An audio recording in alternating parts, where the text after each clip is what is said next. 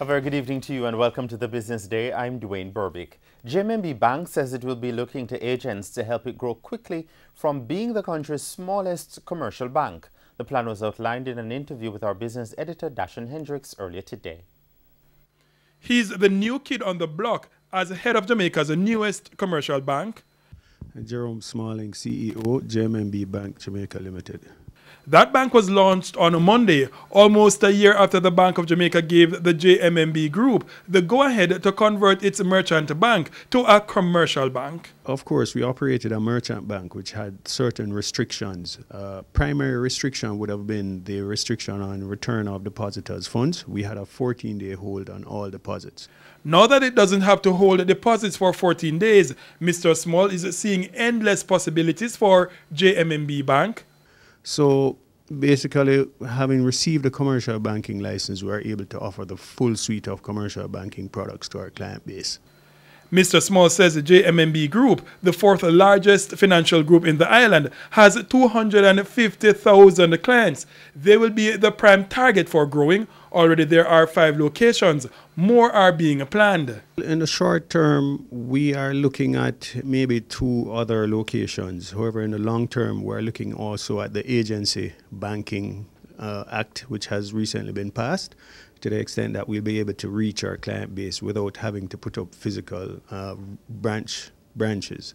The rollout of that plan still requires regulatory approval, but he says he's hoping the 2 new locations will be ready to serve the public in the next 12 months. What you've been waiting for is now here. So you can try out the JMB offering, because we're here to work with the Jamaican public to ensure that they realize their goals. At $32 billion, JMB Bank is the smallest in Jamaica.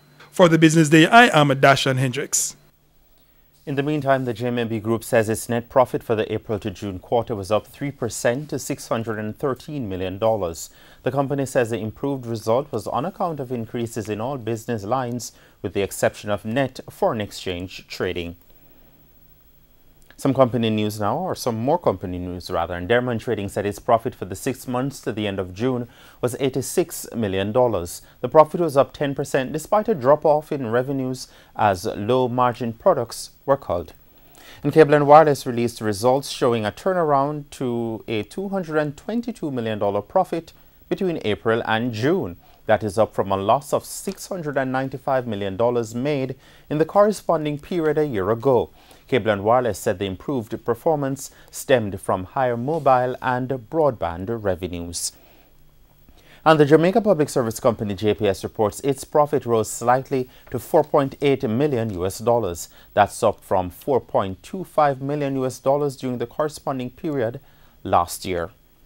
Currency trading now, and Jamaicans purchasing the U.S. currency tomorrow will be paying an average $128.39 for each. The Canadian dollar will be going for $100.84. The pound sterling is going for $165.57, while the euro costs $150.47.